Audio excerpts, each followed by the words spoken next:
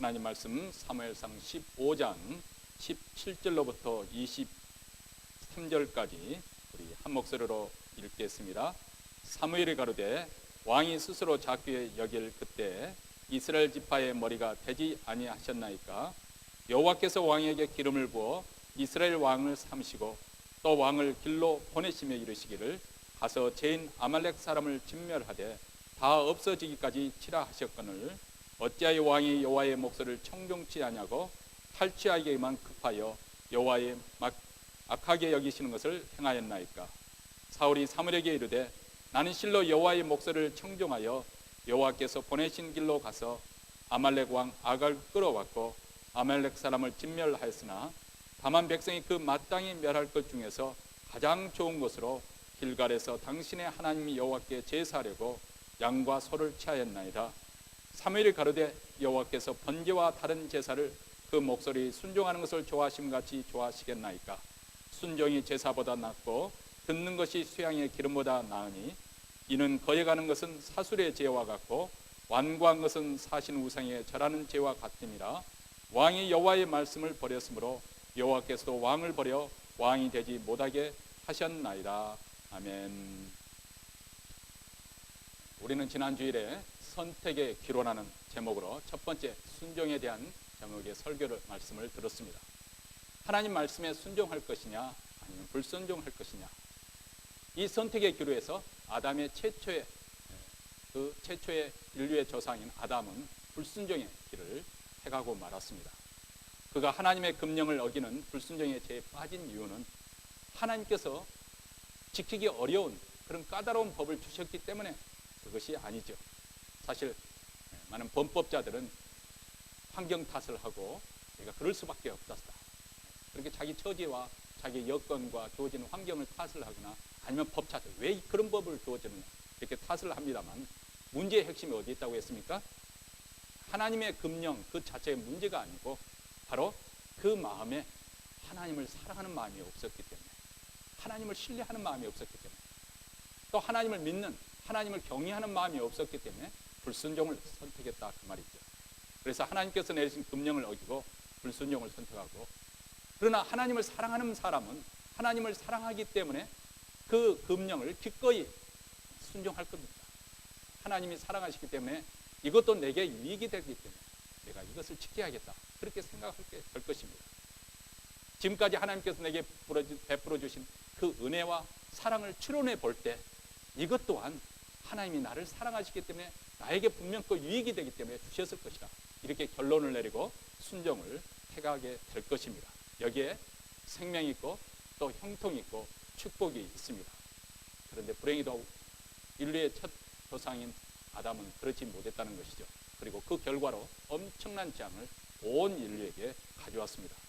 사도 바울은 로마서 5장 23절에서 이렇게 말씀합니다. 이러므로 한 사람이 말미암아 죄가 세상에 들어오고 죄로 말미암아 사망이 왔나니 이와 같이 모든 사람이 죄를 지었으므로 사망이 모든 사람이 일어납니다. 아담 한 사람의 불순종으로 인해서 이 땅에 죄가 들어오게 되고 그 불순종의 죄로 인해서 모든 사람들도 한 가지로 죄를 짓게 돼서 결국 죄의 삭은 사망이라 모두 다 사망에 이르게 되었다. 이것이 바로 우리 인간의 실존 상태라는 것입니다. 그리고 이것이 인간의 절망이기도 합니다. 근데 복음은 그래서 우리에게 참 새로운 소망을 주는 것이죠. 복된 소식이란 바로 우리에게 이런 절망 가운데 있는 우리에게 새로운 소망의 소식이 울려 퍼졌는데, 그래서 먼저 온 아담이 불순종으로 인해서 모든 사람에게 죄와 사망이 왕노릇하는 그런 절망적인 상태에 빠졌지만은 나중에 온 아담, 바로 예수 그리스도, 하나님의 아들이신 예수 그리스도의 순종으로 말미암아서 많은 사람들이 의와 생명에 이르게 되었다는 소식입니다. 5장 19절에서 이렇게 말씀합니다. 한 사람의 순종치 아니함으로 많은 사람이 죄인 된 것 같이 한 사람의 순종하심으로 많은 사람이 의인이 되리라. 바로 나중 아담으로 오신 예수 그리스도, 그분의 순종을 통해서 마치 마법이 풀린 것처럼 우리의 인생이 죄와 사망의 법에서 해방을 받는, 그리고 의롭다함을 받고 생명에 이르게 되었고, 이를 위해서 바로 예수님께서 이 땅에 오셨다는 것, 그리고 자발적으로 십자가에 죽기까지 복종하셨다고 성경은 우리에게 말씀하고 있습니다. 그렇기 때문에 모든 인류는 이 둘 중에 한 영역에 속하게 되어 있습니다. 아담의 불순종으로 인해서 죄와 사망의 권세, 여전히 아담의 그 머물러 있는 그 영역 속에 우리가 속하든지, 아니면 예수님의 순종하심을 통해서 그리스도 안에서 이제는 의와 생명의 그 영역 아래 있든지, 이 둘 중에 하나에 모든 사람은 속하게 되었다는 것입니다. 우리가 예수 그리스도를 믿어서 그분을 내 구세주, 내 하나님으로 믿는 것이 무엇을 의미하나요? 바로 그분의 통치를 받는 거예요. 그분의 다스림이 이루어지는 거예요. 하나님 나라가 우리에게 임하게 되면 생명이 우리 가운데 왕노릇을 하게 된다는 것입니다. 그러나 반면에 여전히 우리가 예수를 믿지 않고 아담 아래에 있다 한다면 사망이 왕노릇하게 될 것이다. 우리는 이 둘 중에 하나에 속한다는 것입니다. 예수 안에서 생명의 역사는 빛의 왕국에 속하든지, 아니면 아담 안에서 사망의 역사는 어둠의 왕국에 속하든지, 둘 중에 하나라는 것이죠. 만약 빛의 왕국, 은혜의 왕국에 속하게 있다면 우리의 삶은 순종의 삶으로 이어질 것이고, 반면에 어둠의 왕국에 속해 있다면 여전히 우리는 불순종, 이 공중의 권세 잡은 자, 불순종의 아들들이 역사하는 그 불순종 속에 세상의 구습과 풍습을 떠나서서 여전히 우리는 그 불순종의 삶을 살아가게 될 것입니다. 아마 여기에 앉아있는 대부분의 분들은 이미 예수 그리스도를 마음으로 영접하고 그분의 다스림을 받는 하나님 나라에 들어가신 분이 천국 백성들이기 때문에 빛의 왕국에 속한 그런 백성이라는 믿습니다만은, 그러나 우리 자신 스스로 우리가 어디에 있는지 확증을 해야 됩니다.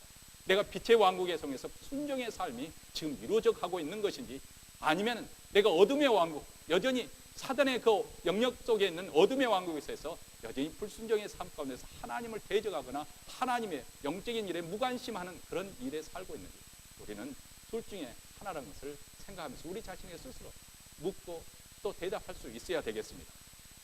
오늘 본문은 이스라엘의 초대 왕 사울왕이 불순종의 죄로 인해서 하나님께 버림받는 장면을 말씀해주고 있습니다. 사울이라는 청년이 이스라엘 처음 역사 무대에 등장한 아주 화려한 그런 조명을 받고 등장을 했습니다. 백성의 인기가 하늘을 찌를 듯합니다. 사실 사울의 몇몇 그 스펙을 볼 것 같으면 인물 됨됨이나 인격으로 보나 어디 흠잡을 때 가면 왕의 제목감이 충분합니다. 베냐민 지파에 속한 아주 유력한 가문 출신입니다. 준수한 소년이었고 이스라엘에서 가장 미남이었습니다. 그리고 키도 남들보다 어깨보다 더 높은, 그렇게 크다고 했습니다.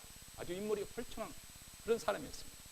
부모의 말씀에 순종해서 잃어버린 암나귀 새끼를 찾기 위해서 산지 사방을 돌아다닐 만큼 아주 부모님께 순종적이고 또 성실한 사람이었던 것도 분명합니다. 자신이 왕으로 뽑힐 때는 너무 부끄러워해서 겸손하게 짐 보따리 삶에 숨을 만큼 그런 겸손한 사람이었습니다. 그리고 자기를 반대하고 자기를 조롱했던, 그런 왕이 되는 것을 반대하고 조롱했던 사람들을 정치적 보복을 하지 않을 만큼 아주 관대한 사람이기도 했습니다. 그리고 그도 한때는 성령에 충만해서 예언하는 선지자들 무리 속에 있었습니다. 그래서 이스라엘 속담에 사울도 선지자들 중에 있느냐, 그런 속담거리까지 만들어낸 사람입니다. 국가가 위기에 처했을 때 분연이 일어나서 적군과 싸워 큰 승리를 거두었고, 그리고 계속해서 승승장구한 그런 용사이기도 했습니다. 이런 그가 왕위에 올랐을 때 정말 온 백성들이 우리 왕 만만세 하고 두 손을 들고 환영했을 거 아니겠습니까? 그의 마지막은 이와 아주 사뭇 대조적인 비극적인 결말을 맞이합니다. 블레셋과의 길보아 전투에서 그는 세 아들과 함께 목숨을 잃고 맙니다. 오늘 우리가 읽은 본문 말씀 23절에 보면 왕이 여호와의 말씀을 버렸으므로 여호와께서 왕을 버려 왕이 되지 못하게 하셨나이다. 왕이 여호와의 말씀을 버렸으므로 하나님도 당신을 버렸습니다. 세상 사람들에게는 당장 이것이 어떤 불이익을 가져오는 것이 아니기 때문에 대단치 않으려고 생각하려는지 모르지만, 우리 언약의 백성들, 하나님의 백성은 이것처럼 더 무서운 징계가 어디 있겠어요? 더 이상 하나님의 보호하심과 인도하심이 없습니다. 이스라엘 백성들의 특징은 다른 민족보다 수요가 많아서도 아니고, 다른 민족보다 군사력이 많아서도 아니고, 다른 민족보다 또 경제력이나 아니면 토지가 부유해서도 이스라엘에 가진 그 특징이 아닙니다. 그래서 하나님과의 언약 속에서 하나님이 저들과 함께 하시겠다, 하나님이 저들의 편이 되어 주시겠다, 하나님께서 저들에게 복을 주시겠다, 하나님께서 저들을 보호해 주시겠다, 이런 특별한 언약 가운데서 이스라엘에 두드러진 특징이 있는데, 이제는 하나님께서 더 이상 함께 하시지 않겠다는 것입니다. 더 이상 생명과 축복이 없습니다. 안녕과 평강도 없습니다. 사실 사울왕은 블레셋과 여러 번 전투를 해본 아주 노련한 용사였습니다. 근데 마지막 전투를 앞두고 이상하게 그 마음이 막 떨리는 거죠. 도저히 종잡을 수가 없는 거예요. 두려운 마음을 어떻게 붙잡을 수가 없었습니다. 그래서 하나님께 기도했지만은 이미 하나님께서 더 이상 그와 함께하지 않으시므로 하나님께서 아무런 기도의 응답이 없습니다. 답답한 중에 나중에는 결국 자기가 쫓아냈던 박수무당을 찾아가게 됩니다. 그런데 그로부터 불길한 점괘가 나오니까 그만 낙심해서 땅에 납작 엎드려지고 맙니다. 말 그대로 낙담이라는 것은 담이 떨어졌다는 거 아니에요. 말 그대로 담이 떨어져 버립니다. 그리고 그 이튿날 전투에 나가서 전사해버리고 맙니다. 이렇게 철저히 사울왕이 패망의 길로 나아간 원인이 무엇일까? 여러분, 우리가 사울왕의 그 라이프 스토리를 보면은 아담이 실패했던 그런 아주 유사한 과정을 지나가고 있는 것이고, 그리고 그렇기 때문에 오늘 또 우리가 사울왕을 통해서 반면교사로 삼아서 우리 또한 아담이 실패한 그런 모습을 답습하지 않도록, 사울왕처럼 답습하지 않도록 우리가 교훈받고자 오늘 말씀을 듣는 거 아니겠습니까? 우선 사무엘상 13장으로 거슬러 올라가 보면 사울왕이 왜 하나님 말씀을 순종하지 않은지 그 숨겨진 이야기가 나오게 됩니다. 바로 하나님을 신뢰하는 마음이 부족했다는 것입니다. 블레셋 군대가 싸우러 나가는 사울에게 사무엘이 지시를 합니다. 내가 도착하기 전까지 기다리소서. 그런데 정한 기한 7일이 다 되어가는데 선지자 사무엘이 나타나지 않는 거예요.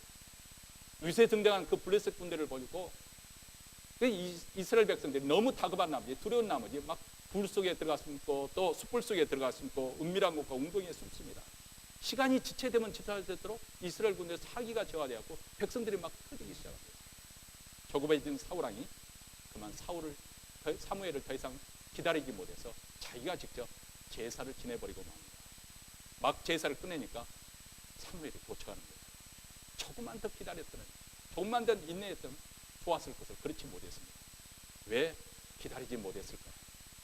그것은 바로 눈에 보이지 않는 하나님보다도 눈에 보이는 백성들이 더 크게 보였기 때문이었습니다. 이게 바로 오늘 우리들의 문제가 아니겠습니까? 하나님은 멀리 계시는 것 같아요. 그리고 눈앞에 닥쳐있는 현실이 더 크게 보이는 거예요. 그러니까 그것이 다급하니까 하나님을 기다리는 대신에 내 손으로 일을 처리해버리고 마는 것이죠. 그 백성들을 붙잡아야 된다는 그 생각 때문에 조급한 나머지 자기식으로 문제를 해결해 버렸습니다. 우리도 그렇습니다. 평소에는 하나님을 잘 믿는 모양을 가지고 있을는지 모르지만 풍랑이 일어나서 인생의 큰 위기가 닥치면 그만 흔들려 버리죠. 그래서 하나님께 나와 부르짖는 대신에 내가 문제를 풀어보려고 이곳저곳 이 사람 저 사람 찾아다닙니다. 하나님 때를 기다리거나 또 하나님을 신뢰하지 못하는 것이죠. 이 조급증의 문제가 무엇이냐? 그 핵심이 무엇이냐? 하나님에 대한 믿음, 신뢰의 부족에서 나오는 것입니다. 하나님을 믿는 것 같지만 실상 세상이 더 크게 보이는 것이고 사람들의 의견에 더 비중을 두는 것이죠. 이것이 바로 사울왕의 문제이고 오늘 우리들의 문제이기 때문입니다. 이렇게 하나님을 신뢰하는 마음이 없으니까 그 다음 나타나는 현상이 있었는데 그것은 하나님 말씀에 불순종하게 되는 것이죠. 사울왕은 하나님 말씀대로 순종하기보다는 자기 방식으로 일을 처리하기 좋아했습니다. 자기의 경험, 자기 생각을 더 믿었던 것이죠. 그래서 하나님 말씀 그대로 온전하게 따르기보다는 자기식으로 하나님을 일을 처리를 했습니다. 사무엘 15장에 보면 하나님께서 사무엘에게 또 다른 미션, 임무를 주죠. 다시 그에게 기회가 주어진 거예요. 첫 번째 임무는 실패를 했지만 하나님께서 그가 다시 회복할 수 있는 기회를 주셨습니다. 이스라엘 대적인 아말렉을 치되 완전히 멸절시키라는 것이죠. 그런데 사울과 그의 군대는 그 말씀대로 순종하지 않았고 가치 없고 그리고 약한 것만 칼날로 치고 양과 소의 가장 좋은 것, 기름진 것과 어린 양과 모든 좋은 것을 그대로 탈취물로 그렇게 남겼습니다. 이것은 바로 하나님 말씀을 온전히 순종하지 못한 심각한 불순종의 죄였습니다. 그 심각성을 몰랐어요. 그럼에도 불구하고 사무엘이 잘못을 지적하니까 그는 자신의 행동에 대해서 변명했습니다. 여러분, 영적으로 둔감하게 되면요, 자기 판단, 자기 기준에서 하나님 말씀을 어기는 것을 아주 대수롭게 여깁니다. 여러분, 우리가 하나님 말씀을 어기는 것이 얼마나 심각한 것인가. 이미 아담의 그 선악과를 따먹는 것, 사실 사과 하나 따먹는 것이 뭐 대수겠어요. 예? 사과 하나 따먹는 것 정도가 무슨 대수겠어요. 문제는 그 금령을 주신 분이 누구시냐는 거예요. 실감이 되게 이야기를 해볼 거예요. 여러분 자녀들에게 야 이놈 그거 잘못된 거야 아닙니까? 뭐 좋은 말은 아니지만 야 이놈 그렇다 해서 뭐 야 저 사람 크게 잘못한다 그렇게 타달 사람은 없을 겁니다. 아니 친구들 간에도 이놈 저놈 할 수가 있어요. 자기 친구니까. 그러나 자기 아버지에게 이놈 그러면 어떻게 되겠어요? 아 그건 불효자식이죠. 왕에게 나가서 야 이놈아 그러면 어떻게 되겠어요? 괘씸죄에 걸려서 목숨을 부지하기 어렵겠죠. 만약에 하나님께 그렇다면 어떻게 되겠어요? 제가 예화를 드는 이유는 하나님 말씀을 가볍게 경솔히 여기는 것이 얼마나 심각한 죄가 될 수 있는가 그것을 말씀드리려고 하는 것입니다. 선악을 알게 하는 금령을 까먹지 말라고 하는 것은 바로 하나님께 주신 금령이고 사울왕에게 아말렉을 진멸하라 그 말씀을 하신 분도 하나님이세요. 하나님께서 명령하신 건데 사울왕은 자기 자신이 해석한 대로 자기 자신대로 방식대로 처리해버리고 말았다고 말입니다. 그러면서 변명하기를 내가 하나님께 제사 지내기 위해 가장 좋은 것을 남겨두었습니다. 이렇게 백성들을 타다면서 핑계를 대면서 변론을 합니다.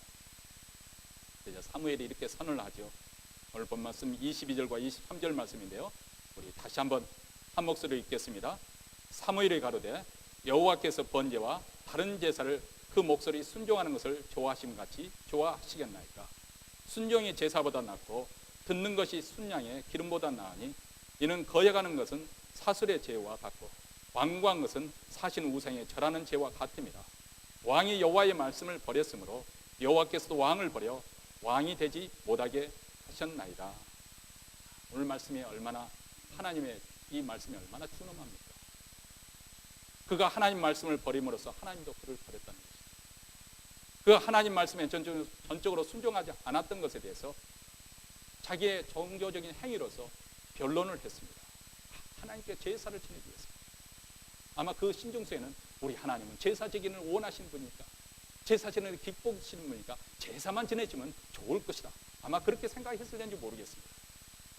어쩌면 이것이 바로 이스라엘 역사에 반복되는 두고두고 나타나는 문제이기도 합니다. 그들은 하나님께 제사를 지내면 모든 것이 다 괜찮을 것으로 생각을 했습니다.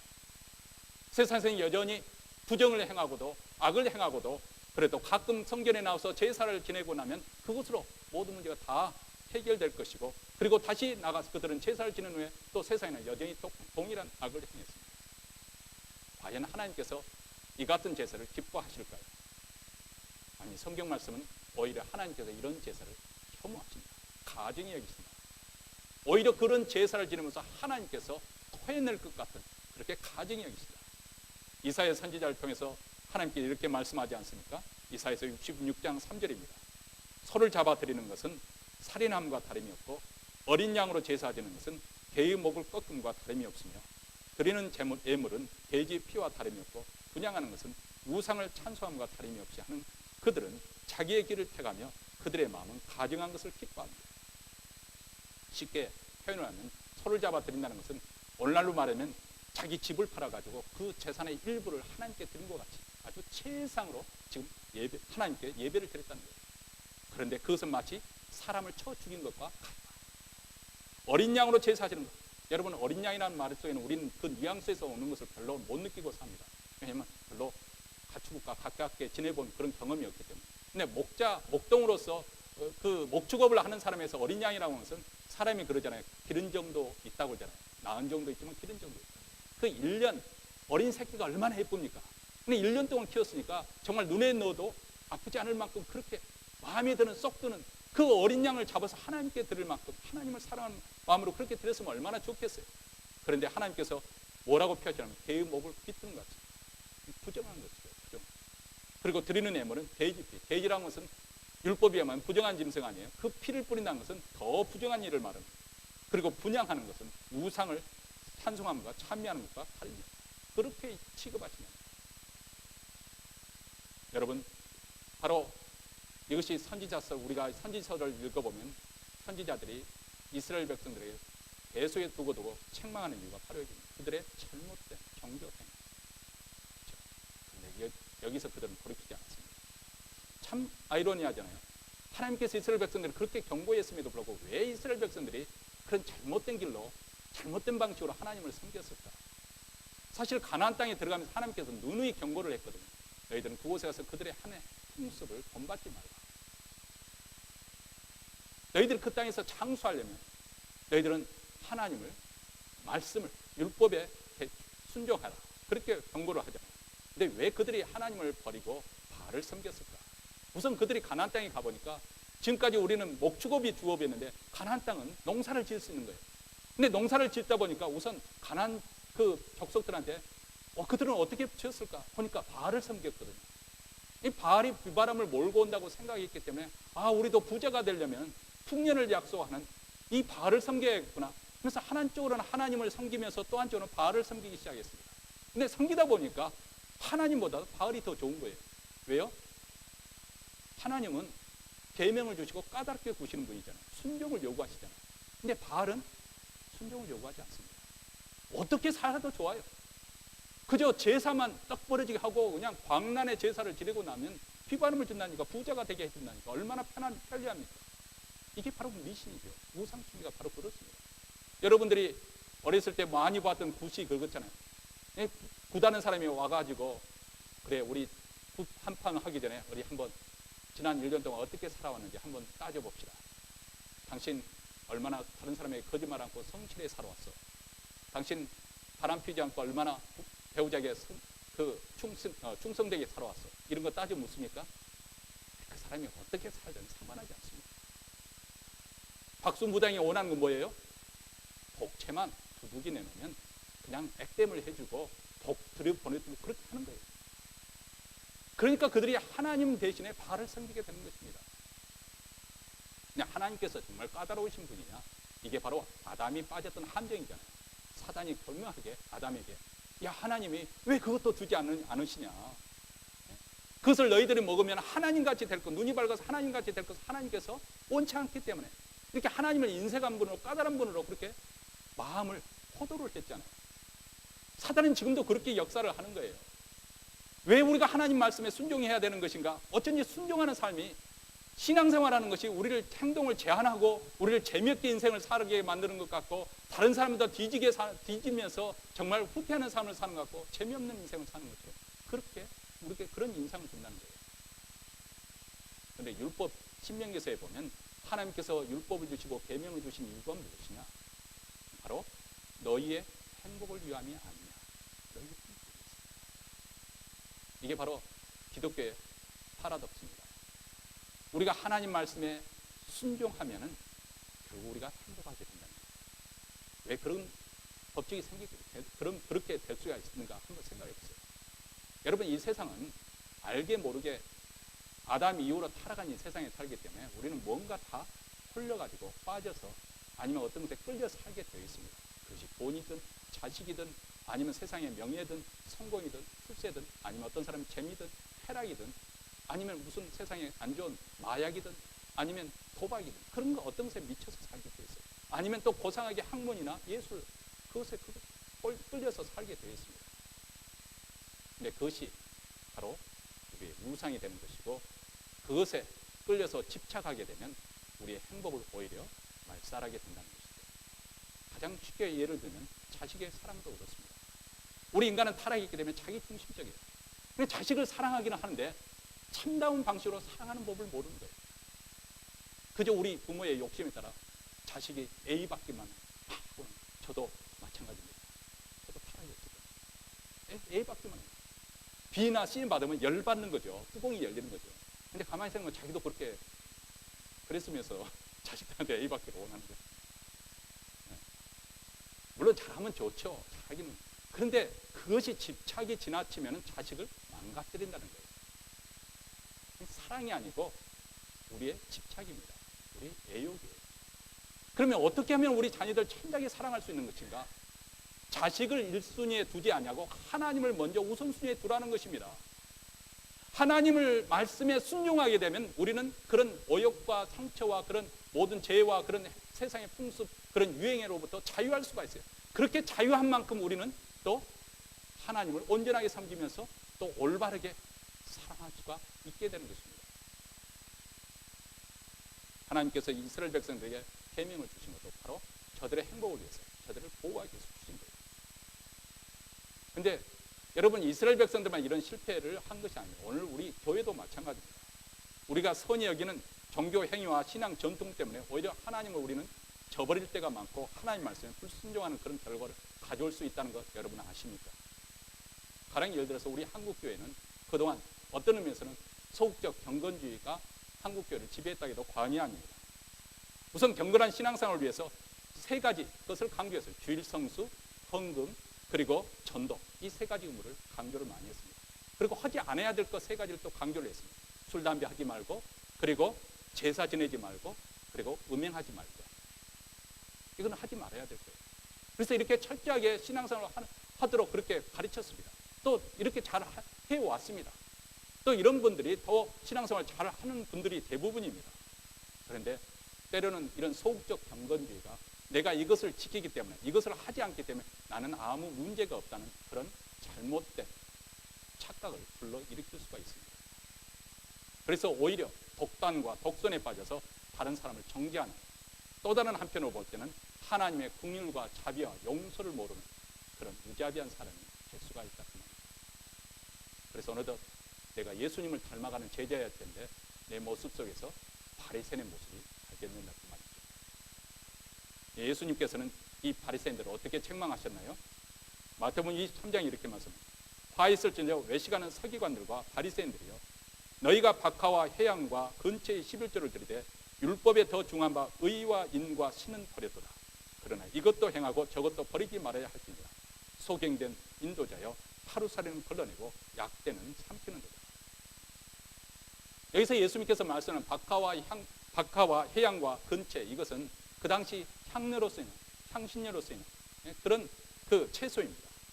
근데 그 바리새인들은 자기들의 그 하나님에 대한 열심, 율법에 대한 열심을 이렇게 과시하기 위해서 이런 향료로 쓰이는 사소한 그 채소마저도 11조를 바쳤다는 거예요.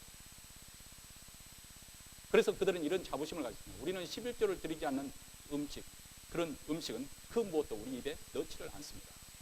아주 대단한 자부심을 가졌습니다. 근데 이렇게 율법에 대한 특별한 열심을 가지고 있었는데, 그리고 그렇게 드리는 일에 열심히 했던 그들이 일상생활에서는 하나님의 의와 공의와 사랑과 자비가 전혀 나타나지 않았다는 것이죠. 오히려 사회 불의와 악에 대해서는 둔감하고 무관심하고, 또 다른 사람을 대할 때는 자비와 용서가 없었습니다. 신인을 지키는 일도 무관심합니다.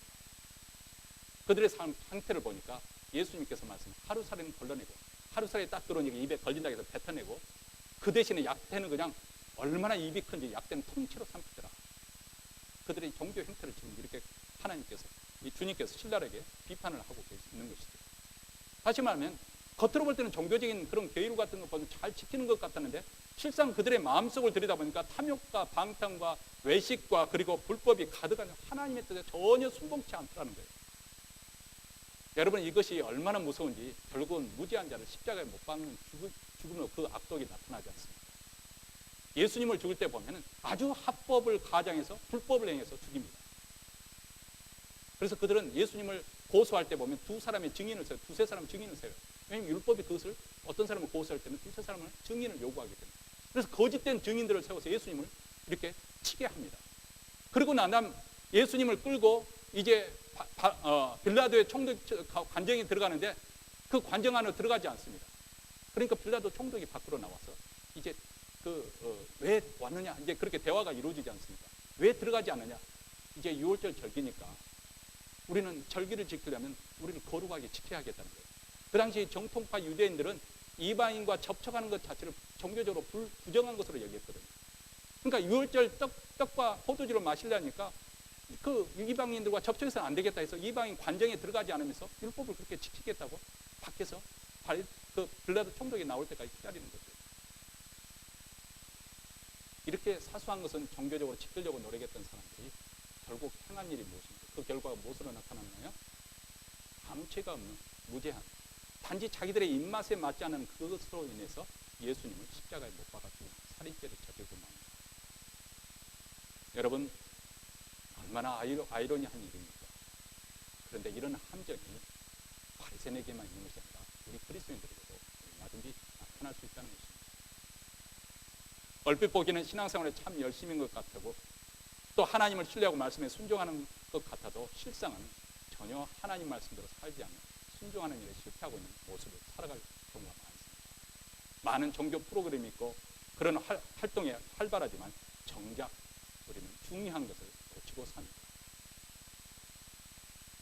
엄밀하게 말하면 내 입맛에 맞는 것까지는 순종하는 것 같아요.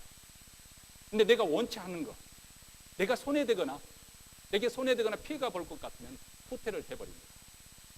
또 하나님의 말씀이 내 생각과 내 소원과 내 계획에 맞으면 순종하는 것 같아요. 근데 그게 상치가 되면 하나님 말씀대로 순종하지 않습니다. 내 식으로 일을 처리해버리고 합니다. 이것이 바로 우리의 고민이기도 하죠. 어떤 사람이 몸무게 때문에 체중 조절을 하려고 아주 애를 쓰는 사람이 아이스크림을 너무너무 좋아하는 거예요. 그래서 아이스크림 샵을 지나가는데 그 유혹을 떨쳐버릴 수가 없었습니다. 어느 날도 그 아이스크림 샵을 들어갔는데 그 유혹과 싸우고 있었습니다. 그래서 주님께 기도했습니다. 하나님, 제가 이 파킹장을 지나갈 때 빈자리가 없으면 하나님의 뜻인 줄 알고 그냥 지나갈 것이지만 만약에 빈자리가 있다면 이것이 하나님의 뜻인 줄 알고 제가 사 먹겠습니다. 그리고 파킹장에 차를 몰고 들어갔어요. 없잖아요. 확 차가 한 바퀴 뺑 돌았습니다. 자리가 없어요. 그래서 7바퀴 도니까 한 사람이 나가니까 그 자리에 파킹하고 난 다음에 아이스크림 사 먹고 갔다는 거예요. 여러분, 하나님은 우리가 드리는 그런 겉모양만 갖춘 제사를 원하는 것이 아닙니다. 상한 심령 가운데 회개를 원하시고 우리의 순종을 귀하게 여기십니다. 신앙의 어떤 행식과 문의를 갖추는 것보다 더 말씀에 순종하는 삶을 기뻐하십니다. 아니, 우리 가운데 말씀을 전하는 저 자신도 그렇습니다. 정말 온전한 순전한 누가 얼마나 되겠습니까? 그러나 적어도 우리 마음속에 그에 대한 부담이 있어요. 왜냐하면 순종하는 삶이 결국은 우리의 행복을 위한 것이거든요. 이것은 하나님을 위해서 하는 것이 아니라 결국은 나의 행복에 직결되는 것이고 나의 생각과 내 그 복락에 직결되는 것이기 때문에 이 점에 있어서는 다윗은 사울과 전혀 다른 모습을 보여줍니다. 그는 하나님 말씀에 온전히 순종했습니다. 자기 식으로 일을 처리하지 않았습니다. 사울이 다윗을 잡기 위해서 3,000명의 군사를 불러서 이자도의 샅샅이 수색을 해올 때 다윗이 그 칼날을 빼서 이리저리 피해 다니잖아요. 그러다가 어느 날 아주 불 깊은 곳에 숨어 있어요. 피신해 있었습니다. 그런데 이게 웬일입니까? 원수 사울왕이 한낮에 햇빛을 피하기 쉬기 위해서 그 굴 속에 들어온 거 아니겠어요? 한숨을 자는 거예요. 그러니까 다윗의 부하들이 절호의 찬스다. 하나님께서 약속하지 않았습니까? 사울을 패하고 당신에게 왕위를 주게 되고 하나님께서 이미 말씀하지 않으셨습니다. 하나님께서 주신 계획이 죽입시다. 근데 다윗은 생각이 달랐습니다. 한사코 부하들의 그 요청을 물리치고 사울의 옷만 베고 그것도 양심에 찔렸어요. 이 대목이 저는 기가 막히다고 생각합니다. 그 사울의 왕의 옷자락을 자른 것마저도 양심에 찔림을 받을 정도로 그 영생이 상했어요. 왜 다윗이 죽이지 않았을까? 어떤 사람은 이 본문을 가지고 그러니까 주의 종들을 함부로 대적하면 안 된다. 뭐 이런 식으로 설교하는데 물론 그런 의미도 조금 해석이 가능하기 때문에 그것이 성경에서 말씀하려는 의도가 아닙니다. 지금 다윗의 마음은 내가 왕이 되는 것은 이전 사울왕처럼 그런 폭력을 동원해서 그런 또 하나의 왕이 되고 싶지 않다 그 말입니다. 하나님께서 다윗을 세운 것은 하나님이 통치하시고 다스리는 그런 신정국가의 대리자로서 그런 왕으로서 세움을 받고 싶은데 그 방법에서 철저하게 하나님의 방법을 해야지 내가 세상 방식대로 내가 기회가 왔다 해서 내 폭력을 동원해서 내가 왕위를 취하지 않겠다. 그렇다면 계속해서 폭력은 폭력으로 나올 것이고 그것은 하나님의 왕국이 아니라 인간 왕국에 불과하다는 것입니다. 그래서 다윗은 비록 그 가는 길이 힘들었지만 그 길이 더 돌아가는 길이었지만 하나님의 뜻에 순복한 것입니다. 시편 40편 8절에 보면 다윗의 마음이 이렇게 잘 나타나 있습니다. 나의 하나님이여 내가 주의 뜻 행하기를 즐기오니 주의 법이 나의 심중에 있나이다. 이전에는 우리 모두 다 하나님께 순종하는 삶을 살기가 어려웠습니다. 아니 그럴 능력이 없었습니다. 하나님을 기쁘시게 하는 삶을 그래서 살 수가 없었죠. 로마서 8장에서 이렇게 말씀합니다. 육신의 생각은 하나님과 원수가 되느니 이는 하나님의 법에 굴복지 아니할 뿐 아니라 할 수도 없습니다. 육신에 있는 자들은 하나님을 기쁘시게 할 수 없습니다.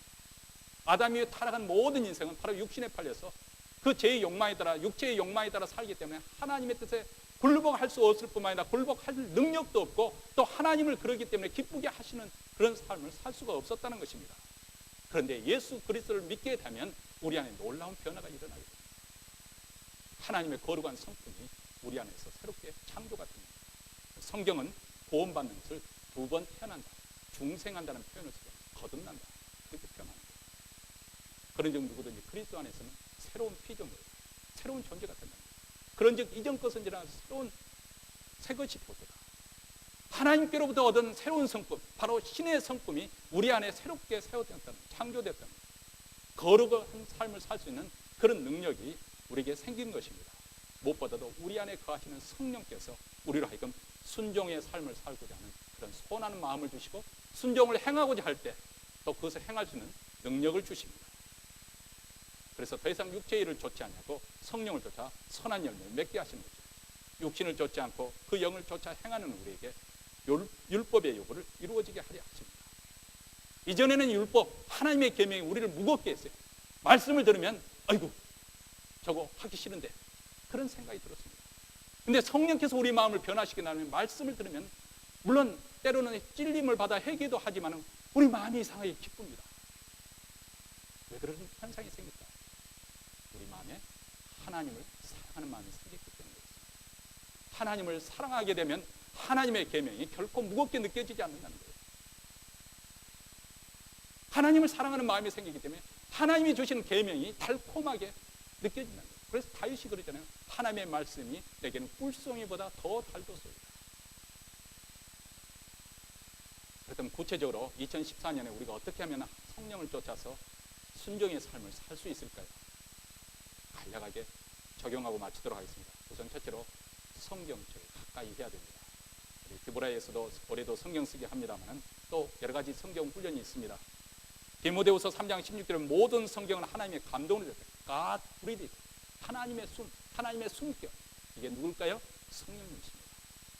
성경에는 하나님의 숨결이 스며들어 있기 때문에 우리가 성경책을 가까이 할 때 그만큼 우리가 성령 충만할 수가 있는 것이죠. 그리고 성령 충만하게 될 때 우리는 성령 말씀을 통해서 말씀 하나님의 음성을 듣게 되는 것이고 지혜를 얻게 되는 것이고 그때그때마다 인생의 방향을 잡아주시고 죄와 싸울 수 있는 그런 능력을 얻게 됩니다. 그래서 에베소 6장 10절에 보면 성령의 검, 곧 하나님의 말씀을 잡으라고 그렇게 가지라고 말씀합니다.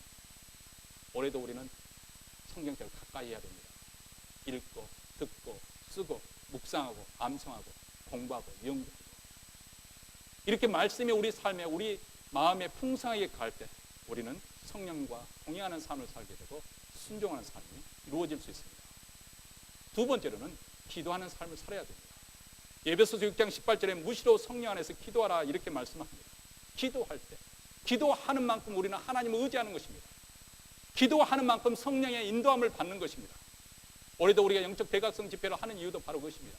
우리 힘으로 살지 않고 하나님의 힘으로 성령의 도우심으로 성령에 순종하면서 살겠습니다. 그렇기 때문에 우리가 성령을 쫓아 순종하는 삶을 살려면 반드시 기도 생활이 이루어져야 됩니다. 기도하는 만큼 하나님을 붙잡기 때문에 그렇습니다. 마지막 세 번째로 우리가 순종하는 삶을 살려면 예배가 회복되어야 됩니다. 예배라고 하는 것이 무엇을 의미하는 것이냐? 바로 하나님에 대한 나의 자세입니다. 내가 하나님을 어떻게 알고 있느냐? 어떻게 인식하고 있느냐? 그것을 무엇으로 표현해 주냐? 여러분의 예배를 통해서 보여주는 것입니다. 하나님과 나와의 영적인 질서, 무엇으로 그것이 세워집니까? 바로 예배를 통해서 그 사람이 얼마나 하나님을 존중해야 하는가 여러분의 예배 드리는 태도를 통해서 그것을 보여주는 것입니다. 그리고 예배를 통해서 하나님과의 관계가 회복되어지는 것입니다. 여러분 성경에 보면 형통하는 사람의 그 삶 속에 항상 예배가 먼저 회복되어질 때 성령께서 그 사람에게 임하시고 그의 삶을 인도하시고 그리고 그 사람을 하여금 형통하는 축복된 삶을 살게 하셨다는 것을 볼 수가 있습니다.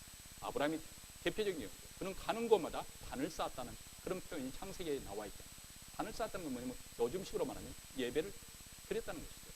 바로 말하면 아브라함은 가는 곳에 예배 중심으로 살았다는 것이죠. 2013년에 여러분들 하나님께 예배 드리는데 여러분 최선을 다하십시오.